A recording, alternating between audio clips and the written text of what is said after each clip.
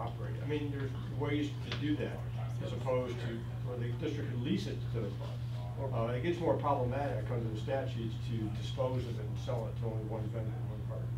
But there are other ways that might be easier, if that's the board's so inclined to do. Well, I think it needs to start with Chris meeting with Jimmy Lynn and going over the reports and then letting them get their vendors over there to get an idea, is there a way of doing it cheaper? But I can tell you right now, it's gonna come down to the value of that force main. Is it functional? Because if it's not functional, those wells could be putting out 5,000 gallons a minute and you can't get the water there. And there's a lot of value to a permitted sandstone well, because trying to get a new one permitted is gonna be a difficult task. Well, see, that's why I'm totally opposed to doing anything to pouring concrete down. You're opposed to what? Opposed to doing anything that would result in pouring concrete down those wells and capping them off. And abandoning them. Well, Abandoning them. that's it for our workshop today. Okay. Sorry we didn't keep it to 30 minutes. We ran a little late, but significant topic. Well, it's pretty close. We did a pretty good job with that. So now we will start the regular meeting. And for anybody that did come in afterward, I don't think we had one. We may have had one or two. If you have a phone, please put it to silent. If you wish to address the board, there are sign-up sheets in the back, and you can turn them over to one of these two gentlemen at the end. And do we have people that wish to speak today? We have two cards. First, you want to call the roll? Oh, yes, I'm sorry. I've been reminded I need to call the roll, which I had not done.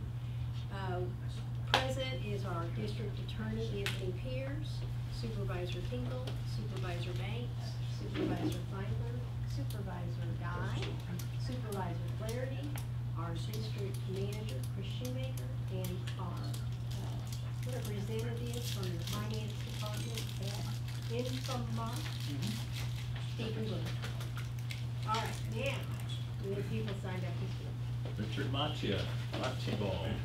I'm here again. Ladies and gentlemen, good afternoon. About a year ago, I come in and I proposed that you build a couple of box courts for us.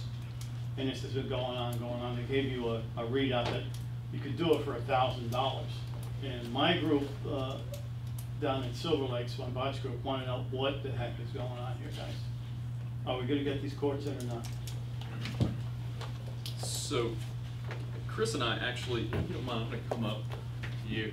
Chris and I had a couple conversations, and I pointed out an area, and I'll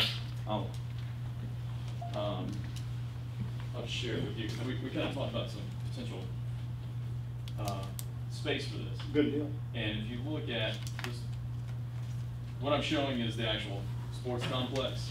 In the back, where there's a back pavilion, a building which is actually a small concession stand, there's some area right here adjacent to the parking lot that could, I think, could be a potential location for that. They're 90 feet by 60 feet. Yeah, so when you leave today, go out and hang a right, down to the end of the parking lot. Now granted, there might be stuff going on. Right.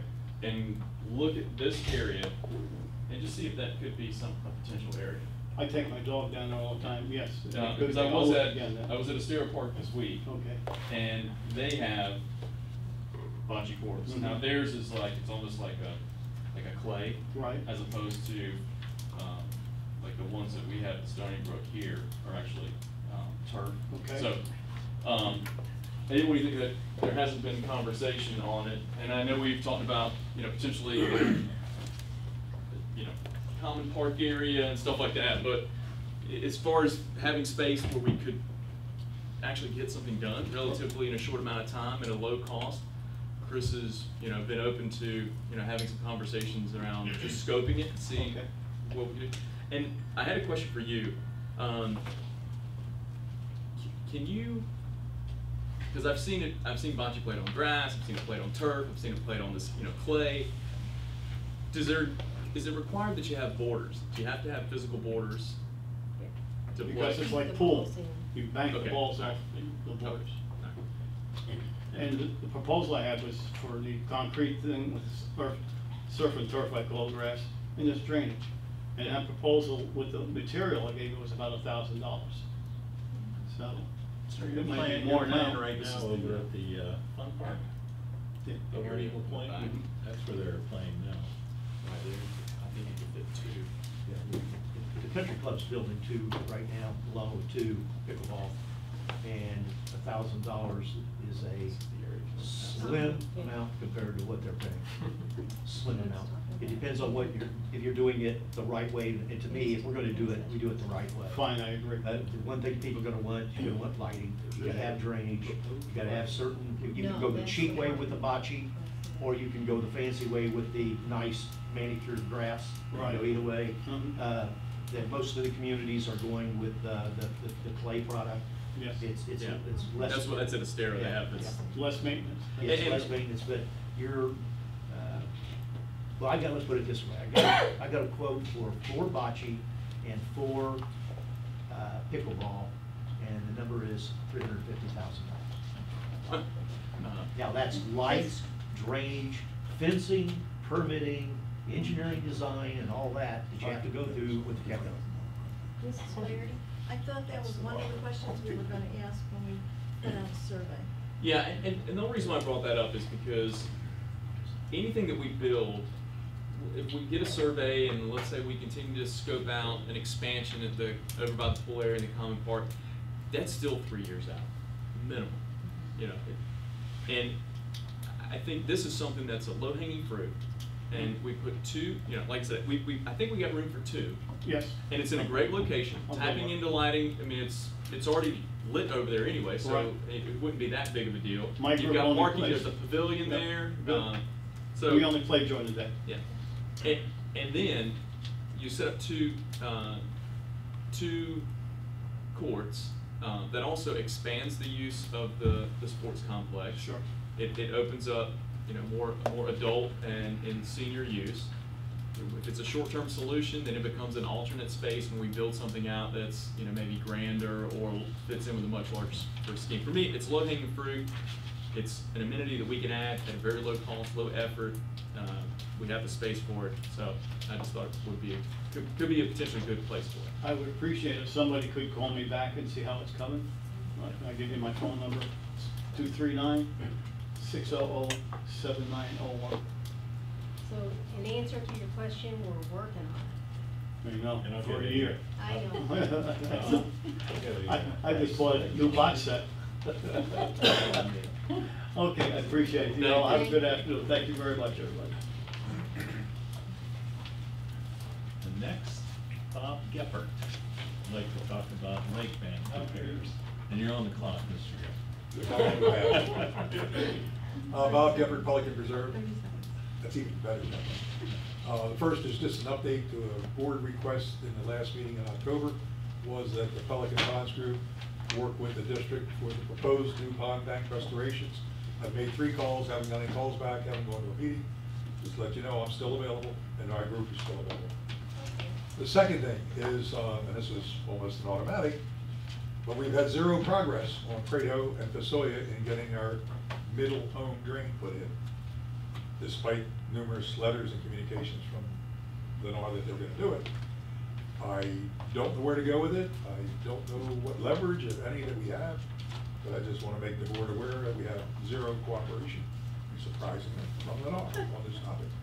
And Bob, it's just a question. I know that you guys had contracted some individuals out for this work, if I'm not mistaken, and I don't think that necessarily worked out. It was the level of effort. I mean, I think it's difficult work, and I think the decision to go back to WCR Lennar is because they agreed that they could do it.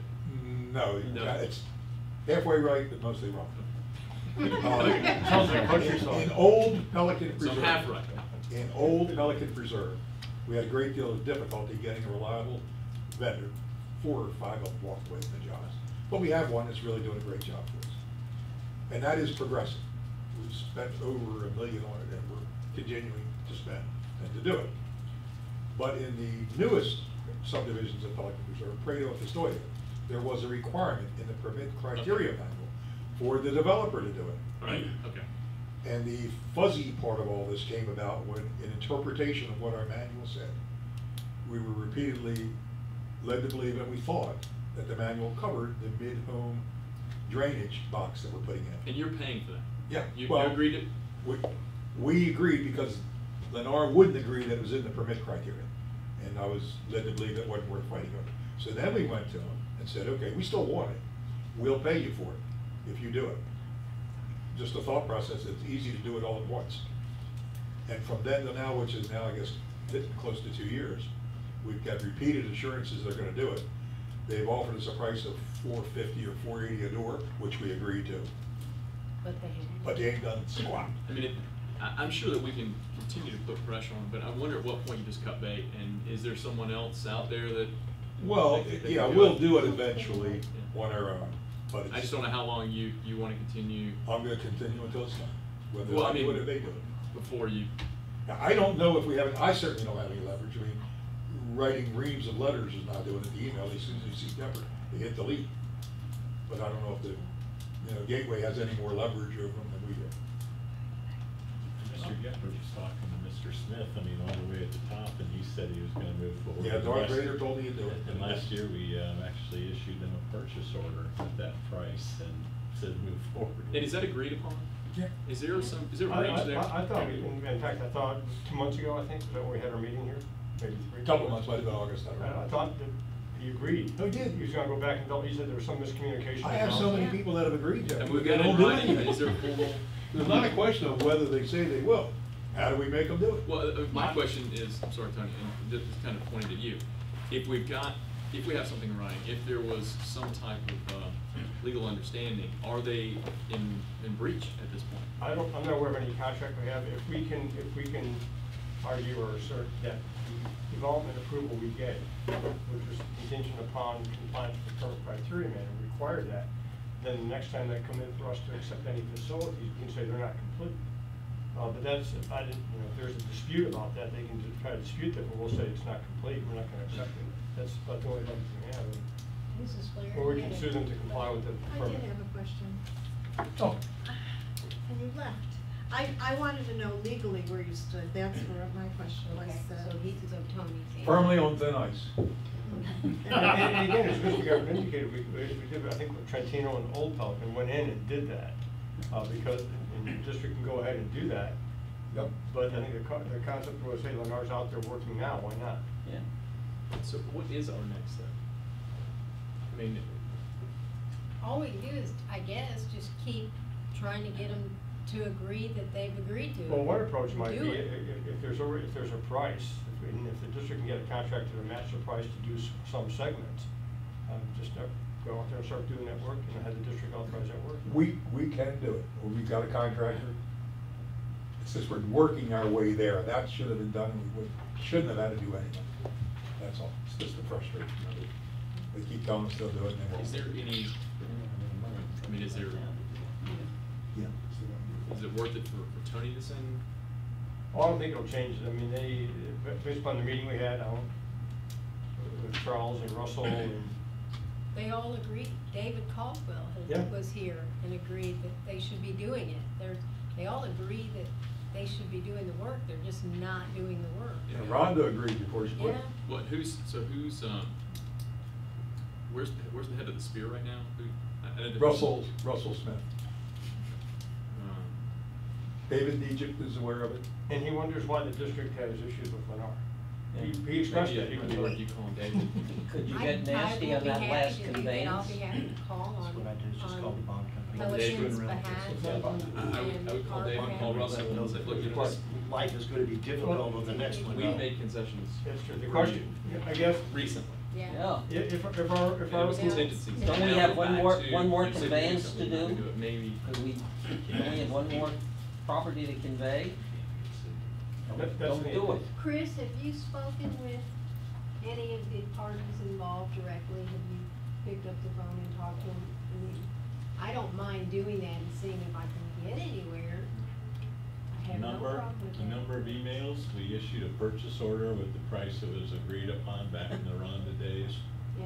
We followed up, I've sent in the last 3 months 2 emails to Mr. Smith, myself, and that accumulated in that meeting in August. I mean, Madam Chairman, I would encourage you to pick up the phone and call directly. I'd be happy to call, I've been communicating. I mean, it might just be a with different other voice, issues. and if it's maybe representative of the board, it might carry the. I will be happy to do that on behalf of Pelican Vision, no problem. Tony, is there a way that we can suspend their authority to continue construction out there? Well, I have to look at the approval we provided, and on the powers here, Chris, do we have that approval? If you can just send me that application and the approvals and the segment of the criteria manual is applicable. I'll send it to you tomorrow. That might get their attention, that's a great idea. That's a good idea. Good idea. Who is next to speak? Is anyone else signed up? That's all we have for public comment. Wow, no kidding. All right, that takes us to consent agenda items 3A, B, C, D, and E. Do I have anybody that wants to pull any of those items for discussion or? A and C. Okay, anyone else? Did we get the resolution of the lack of missing stuff in the minutes at the last meeting? Somebody was gonna check the tapes, or somebody was gonna call Infomart to find out why we had missing Verbiage. verbiage. I think Mrs. Flaherty can answer that. I worked with Diane, and we corrected the tapes. We corrected the minutes. Not the tapes. They're representing, your name Rosemary? However, I will make one comment. Accept. Having typed, minutes from recordings, I mean, you do make mistakes, but these are frequent mistakes, and something should be done, because they are, beyond the, normal. Beyond the phone. But the issues we had at the last meeting, you I feel you and feel Diane they- have got them covered? I covered, they should have them all, the new ones should be in your book now. The only problem was the dots on page 21, she never got rid of them. That's the one, okay? Okay, And on page 38, line 204, where it says Pelican Preserve exit, there was a cross from the Gateway District. Those lines should corrected. And I already talked to Diane, so when the chair signs the minutes, they will be corrected. But we did go over them. I took my notes and we corrected them all. So that- Kathleen, is it, the errors, is it more the dictation, like the, transcribing those that's challenging? Is it the quality of the recording? Is it, we're just not clear? I don't on know what the recording sounds like, however, I had to type minutes and stuff in doctors' voices, so, and their vocabulary words, so, Yeah, okay. you get kind of used to the voices, so you should be able to type it. Yeah, I just didn't know if maybe you picked, if you picked up on. Since we're almost creating, for lack of a better term, a transcript with our minutes anyway, what's it cost to have a person just come in here and record these things and be done with it? Like a court steno? Yeah, be done with it. Very expensive. They're very expensive. That's what I was gonna say, how expensive is it versus the ones that are doing it? Court reporters usually charge $75 an hour for appearance. Okay. And then they charge a fee for the transcription, and it can get expensive. What's a meeting? It can be $500 for a meeting? Easily. More than the attorney. Let me. What are we paying right now to get what we got? Let me, and then put it this way, a 20-minute hearing before a judge cost me $255, plus the $75 appearance fee. Yeah. And so it's not unusual. But I think one issue might be, my understanding might, is that there might be overtalk, and it's difficult, I've heard this happen in other areas, overtalk, and that makes it difficult for the transcriber to identify voices and or subject matter. And secondly, at times, I know myself, even over here, I have a hard time hearing from the podium. And if people speak from the audience, that might not get picked up. So people may not identify themselves, and it's not unusual in this kind of setting. May I speak again? yes, go ahead. And the other thing is, when we make our motions, they should be read, because when some people make their motions, they kind of go on and explain while they're making the motion and don't have the motion clear. So that, when you're listening to all that, you're trying to take out what the motion is from what the discussion is, and that is hard. Good point. So you wanted a correction in A Just get rid of the dots. on page 21. 21. And if the board's so inclined, there are services out there, companies that will have someone come into the board meeting and basically transcribe in their own shorthand format minutes, and not get a verbatim court reporter. and have a set of minutes heard that way. So I there's think- various ways to do I it. think that's, you know, we'll have to look at different options. I mean, whether it's, I mean, that's an expensive solution. It could just be, you know, finding a better audio recording system so it's easier. Or having a person here. I think for the most part, though, I think that the minutes that come back to us are in pretty good order. And you wanted C? Yeah, page 38. She has Pelican Preserve exit, and that was, I know I didn't say Pelican Preserve exit. It was the FPL easement on Griffin Drive across from our, that's the one, I know we all know what I was talking about. What line? I'm sorry. Page 204, the last line. And I already corrected that with Diane, Oh, okay. with the corrected minutes. Because I went with her to correct some other things in those minutes. Your minutes are not the only ones that are a problem, ours are too. Feedback minutes. I know that one thing we had talked about a while back was instituting green sheets for motions, so we can have a book of all the motions, who made them, and that's back when April was here. I Yeah. thought we were in the process of implementing that, and then it just kind of fell apart. Okay, so I'll entertain then, with nothing else being pulled, a motion to approve consent agenda items 3A, B, C, D, and E. That's corrected. As corrected, yes. That's what you meant, right? Yeah, it's like, you didn't hear me say? Have a second? Second. All in favor? Aye. Any opposed? All right. 4A, Pelicans Reserve Fund additional investing. That's probably you, Stephen? Yes, yes it is. 4A. Page 105. So I'll get started away, find the actual page. So just give you a little bit of a background, some history on this agenda item, what we've been doing. The Pelican Preserve Fund, several years ago we started this. We looked at the fund and there was, you know, what we call excess funds or, you know, reserve funds available to do some additional investing. When we had started the project, I think it's maybe a year or two ago, the rates were, you know, really, really low. I mean, they haven't rebounded that much, but they certainly have rebounded. And what we did is we invested about, you know, a little bit under $2 million in different CDs, different terms, different amounts. I really tried to ladder the CDs, and I did include a listing of the current CDs. It's page 107. So you can kind of see, not only can you see the CDs, but you can see some of the older ones versus the newer ones, and where, you know, the rates have changed. You know, 0.4 for a 12-month, and now we're getting, you know, 12 months at about a little bit over 2.3. So again, it's really good to see the rates rebound a little bit. So, you know, we looked at the funds again with PPAC and kind of realized that we had the opportunity to do some more investing. You know, so we put together kind of, and I'm sorry, Chris, to change it around here, put together kind of a traditional cash flow for the fund, looking at the next 12 months and, you know, what we project for spending and the revenue coming in, and kind of realized we could probably do about $1 million of additional investing. It's important to note that all of your funds, whether they're in CDs or not, are still in money market type. You know, that's earning over 2%. So it's not like if we don't do this, you're not earning anything or low. This is just another way to try and improve the interest income that we could achieve for this particular fund.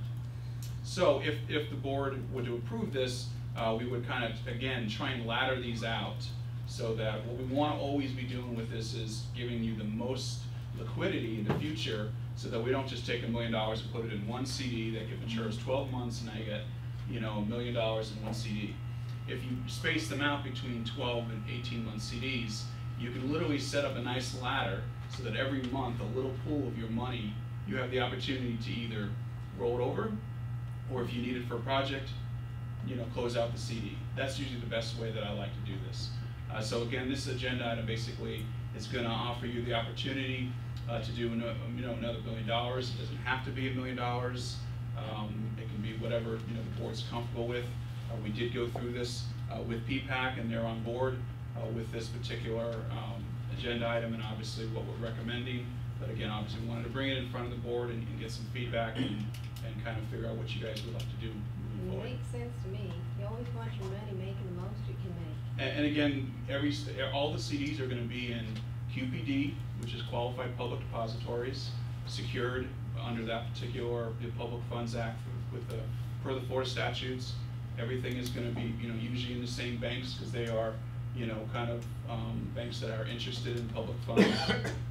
And again, we're gonna look at this and we're gonna take this carefully each month and try and do this in pieces. Always trying to make sure safety is one, is always the primary concern, followed by liquidity, and then we'll work on the yield as we go through it, so. Would you like to make that motion, Mr. Guy? I was getting ready to do that. Thank you, Madam Chairman. I'd like to make that motion that we authorize the investment in CDs of an additional $1 million. It's discussed here on page 106. We have a motion. Do I have a second? Okay. May I ask, Phil, everything okay there? Yes, it is, Bill. We're very comfortable with this. Thank you. Any further discussion? Yeah, could you repeat the motion, please, before we vote on it? And who's the second? Tinkle. Thank you. Go ahead. Repeat your motion. for Oh, Ed. I move that we authorize the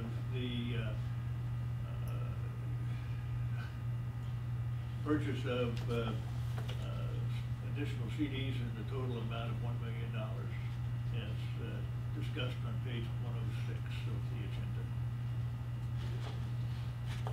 Okay, we have a motion and a second. All in favor? Aye. Any opposed? All right. 4B. Printer task order, hydraulic modeling. And that's basically the presentation that Tyler made today for that task order, and this is really just formalizing an acceptance of it by the board and the work product, and it can close out that portion of the task order. Do we need to do anything relative to the options 1, 2, and 3? Let Danny address that.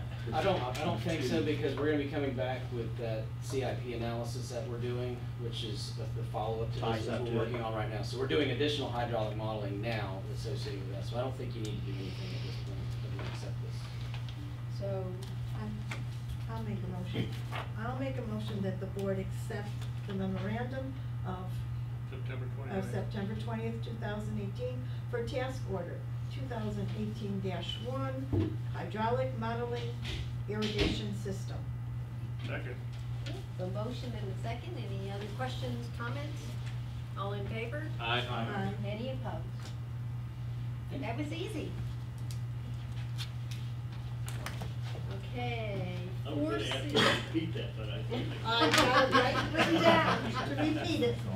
You can't trick her this time. 4C is proposals for surface water conservation areas and aerators. And I'm assuming that means contractors. Yeah, so this is, I'll pick this up, is just a continuation from the last meeting. It was tabled, and there was the presentations and some discussion with the contractors, and requests for additional information on the staff recommendation. And basically, we spelled that out, that we were going with what we felt was the lowest bid, most responsive contractor, and the only exception to that was on the aerator maintenance, and we actually recommended Vertex water features, and that was really because that's all they do, that is their business. We have had good success with them in the past, and their pricing is a little bit higher, a few $1,000s a year, but otherwise it's the lowest and most responsive bidder that we thought. Most advantageous to the district. Yes. I do. I'm a little bit upset that we did table this, because we have said at the board that we should depend on the staff with their knowledge and having them check everything out. And we tabled it because we wanted more information. And the staff recommendation, I believe, they did check everything out. They know how these people work and everything. So I'm a little bit upset that we did table it. So I am going to motion.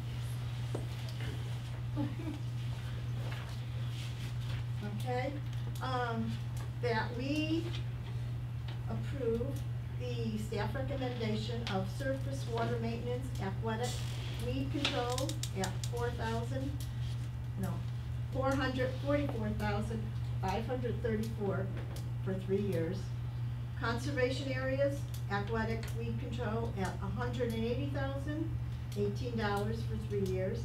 And the aerator maintenance, the Vertex water features at $45,543.04 for 3 years. I'll second for discussion. Okay. I don't go along with that. I've done a lot of checking myself, and I don't like putting all my eggs in one basket. We've had one heck of a lot of problems here with pond maintenance over the years, and I don't feel like starting with somebody new at this point in time. I'd much rather take and go with aquagenics on the pond maintenance, the aquatic weed control. The conservation areas was a specialty item for that company, and so I would go with that as being for conservation areas, and the aerator I would go along with the Vertex, again based on staff recommendation. Go ahead. Do we have any, I know that we asked the question, and his response was, it seemed reasonable, but for aquatic weed control, that 180,000, Chris, again, is staff confident? I mean, because that is significantly lower than all the other bids. And I know the gentleman said, hey, I do this, again, it's kind of in their wheelhouse. Any concerns there? Well, the only concern is that, like everything else, it takes our time and we follow up with it, monitor, and if they aren't doing the job, you can cancel the contract. And I don't want to say that's a little bit lower risk area. I mean, there's always some. And I asked that same question. I asked it of the vendor and I asked it of staff. Yeah. And I got back that everybody was confident that they know they know the work and they know the quality of the work that he does. So I will say I did ask that question. And the only other thing that I have as well around the pond maintenance is, again, aquatic weed control is the low bid. However,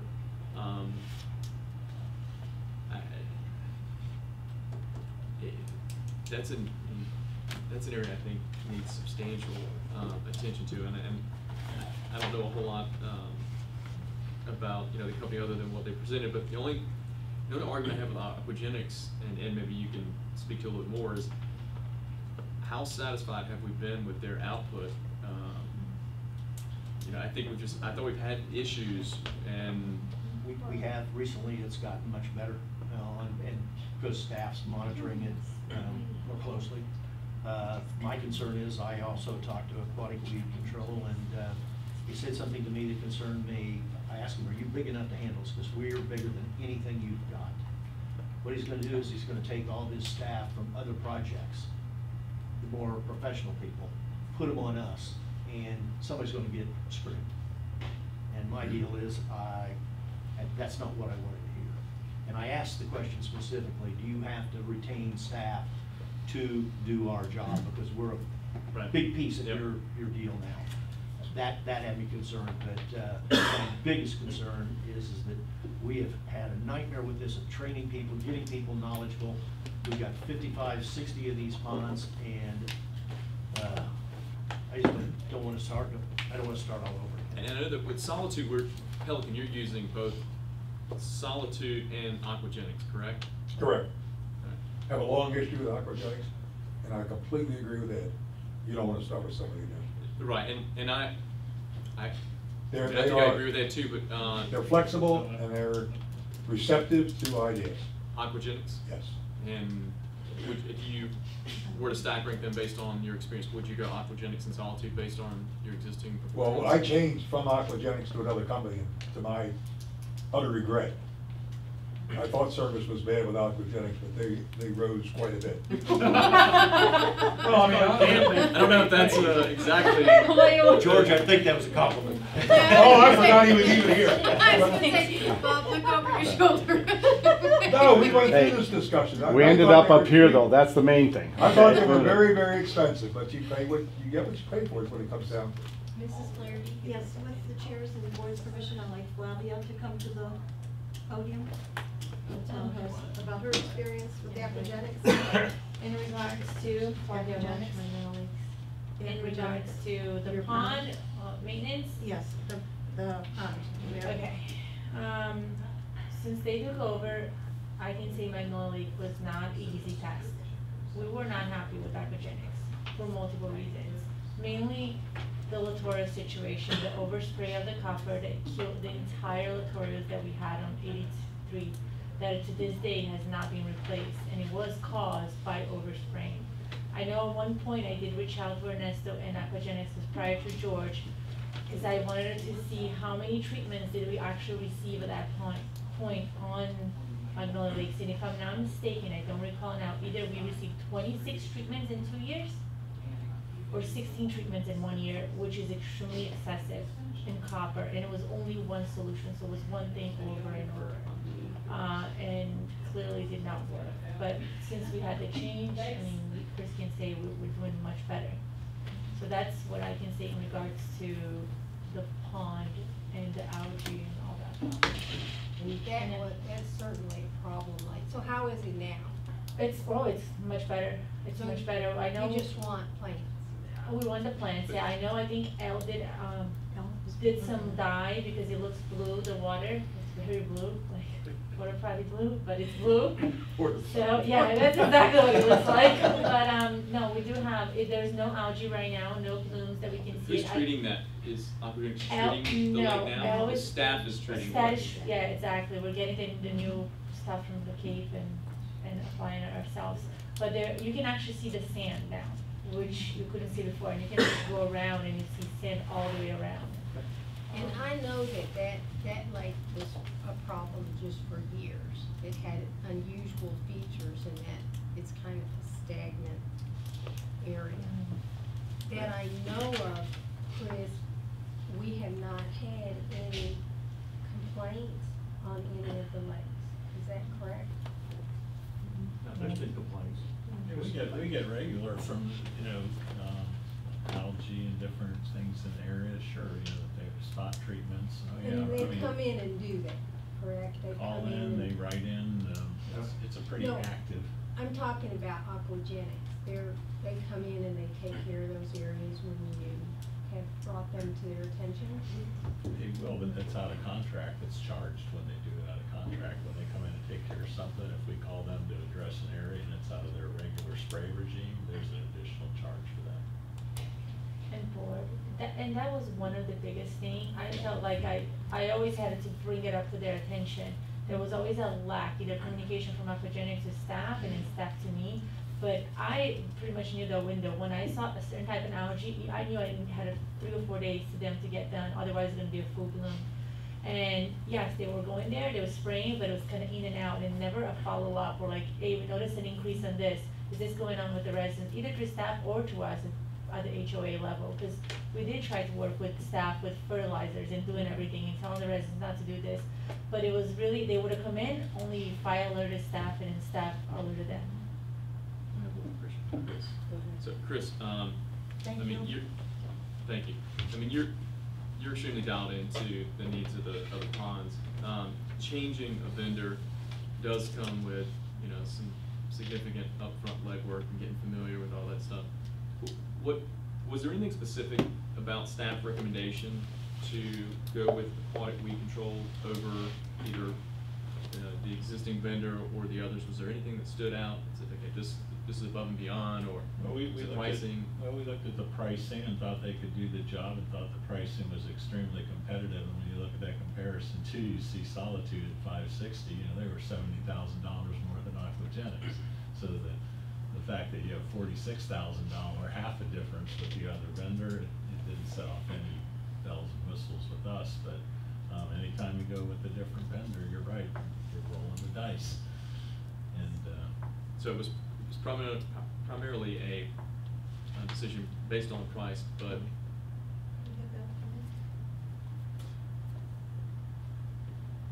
I don't think we really need that.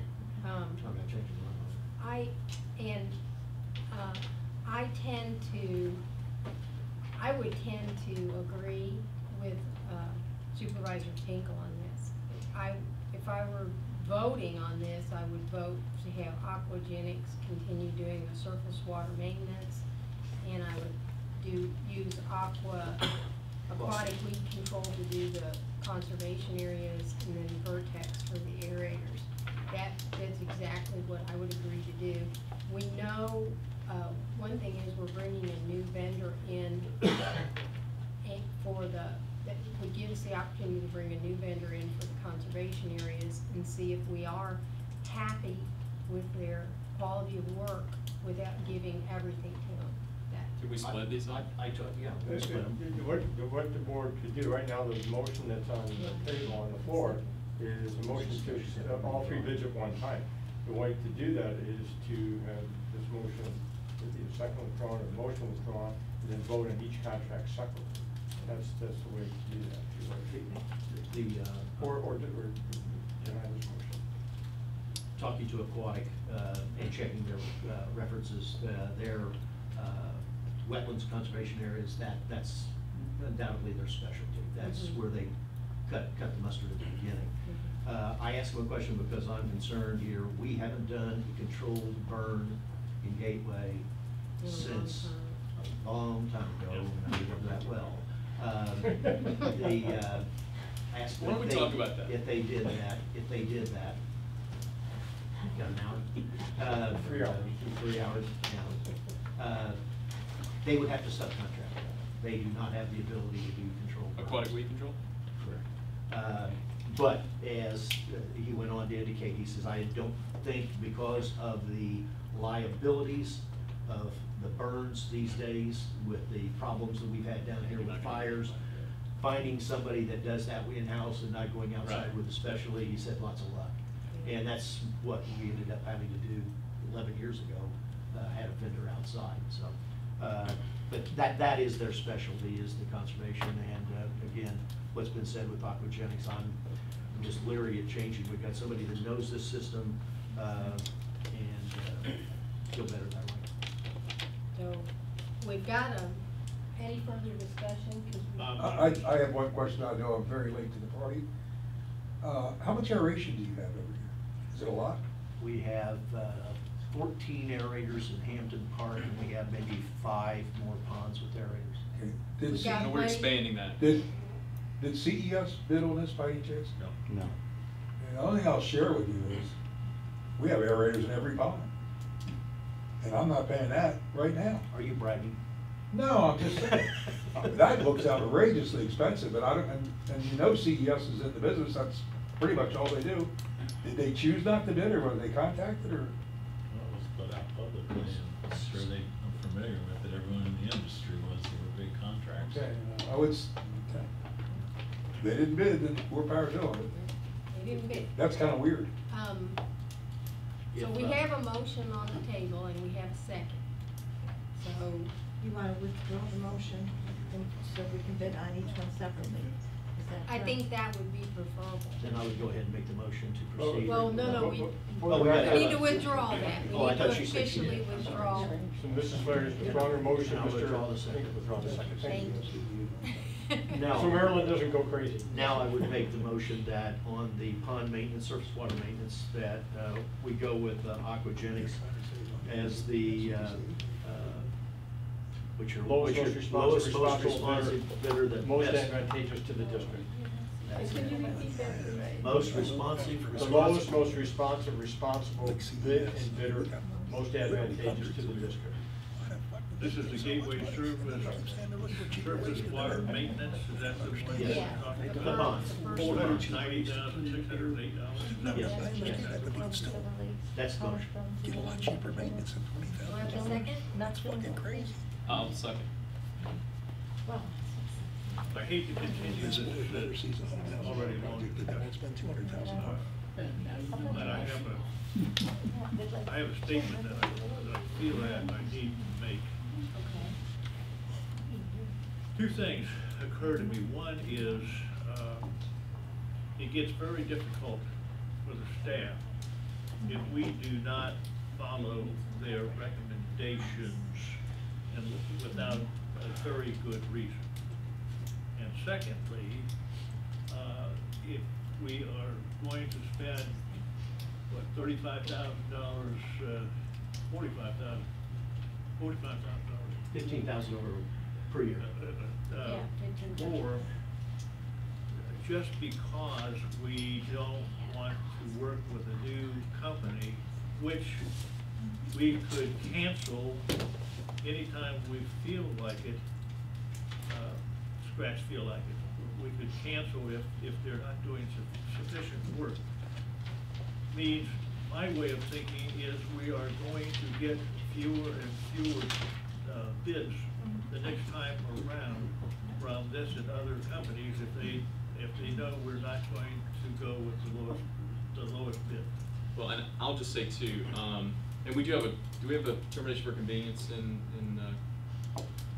contract? 30 days notice. I think 30 30 days. days, or if they're in default after giving notice, they might have other opportunities. So I'll say just 30 two, for no reason. Thank you. I'll say two things. One, I also think we need to reward vendors that are doing a good job and that come back with comparable bids, or else, for your argument, people that do business with us maybe don't bid the next time because they know that even if they do a good job, we'll turn over just for the flip of a couple points. And the second piece, and just devil's advocate here. And the other piece, Chris is here, he represents staff. If staff feels strongly that their recommendation is warranted for X, Y, and Z, staff has the opportunity during this meeting to step up and say, I would urge the board to reconsider staff's recommendation because of X, Y, and Z. I think these are pretty close. It sounds like there was maybe more of a cost play here, so that's the only thing I would say to that. And I agree with everything that you just said, but I think in this case, we are going with staff's recommendation 2/3. So there's only one area that we're going against staff, and that, in my opinion, it's to stay with someone that knows the lakes, and from basically what I've understood, has done a reasonable job. And I will say, I absolutely respect staff's recommendations. I always take them to heart and seriously consider them, and most of the time I agree with them. But we still have to look at things from a different perspective. We've got to make our own decisions, that's why we're sitting here, that's absolutely. So I'm comfortable with the decision that we made. We are giving other vendors an opportunity to show us that they are worth a try. We may change again, but I think for right now, 2/3 of a change in what we've been doing with the surface water maintenance is, that's pretty good. The conservation areas and aerators, we are making a significant change. Would you ask the manager if he wants to make any further comment on this before we vote? Yeah. I think we put our best recommendation forward, but in the end, it's a political decision, and the board members have to make that decision, so it's lonely at the top. Any further discussion? No. Okay, all in favor of accepting Aquagenics bid? Aye. Aye. Aye. Any opposed? I oppose. Okay, it's 4-1. All right.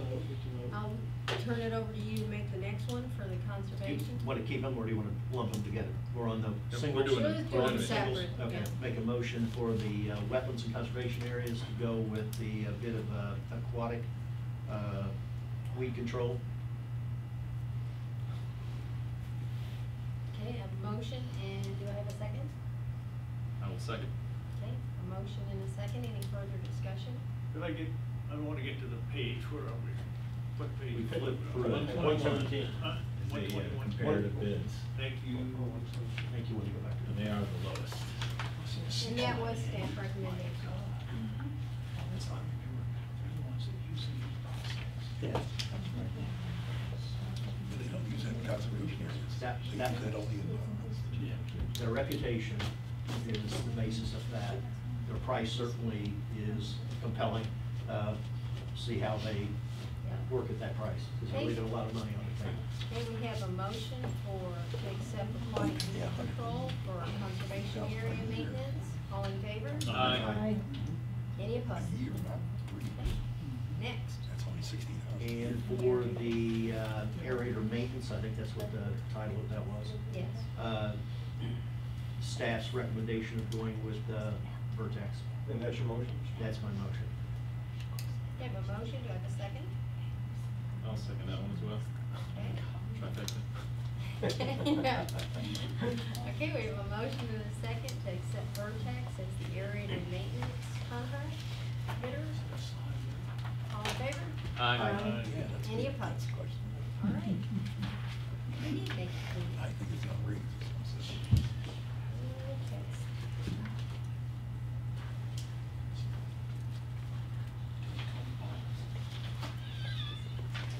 I got 20 Hampton Park partial assignment and drainage easement agreement. Anthony Pierce. Yeah, Madam Chairman, if I may briefly, in your agenda packet is a cover memorandum and a form of partial assignment of drainage easement. This document will provide the district with requisite interests, drainage easement interest to operate, maintain, construct, reconstruct, repair, reinstall drainage facilities in certain portions of the Hampton Park community that were, drainage facilities were accepted by the district that were not within drainage easements granted to the district. The form of the document is recommended for approval. We're still working on the Exhibit A, which is the graphic that goes with it. The description. Yes, Mr. DeVos wants to indicate, he wanted to have it over the whole Hampton Park community, absent the improved areas, and I'd rather have it more specific. I think that was the direction. Yes. So we'd ask the board to approve the form of the agreement, allow staff to continue working on the Exhibit A, so it doesn't require any further action after today it's approved, other than signatures. Okay. And so it's recommended for approval. I'll make the recommendation for approval of that, subject to receiving the Exhibit A. And when we say the Exhibit A, we're talking about essentially the backside of Bellcrest. That's correct. 38. Yes, sir. Motion? Yeah. And, Motion to accept pending the receipt of council, the Exhibit A document. And to authorize the chairman to execute at that time. And authorize the chairman to execute at that time. Thank you, sir. We have a motion, do I have a second? I'll second. Okay, a motion and a second, all in favor? Can I repeat of the motion, please, first? The motion is to approve the form of the partial assignment of the drainage easement agreement, Hampton Park partial assignment of drainage easement agreement, and authorize the chairman to sign it once the parties have agreed on the Exhibit A. Thank you. Got it? Now you can vote. All in favor? Aye. Any opposed? Great. All right, we got telemetry equipment upgrades. Kenny Hawley, Code Manager. This is a approved expenditure of $50,000 for the 2019 capital improvement plan. We will be adding well 5, which is a standalone and the last of the wells not attached to our new system, and adding 7 more lift stations into our existing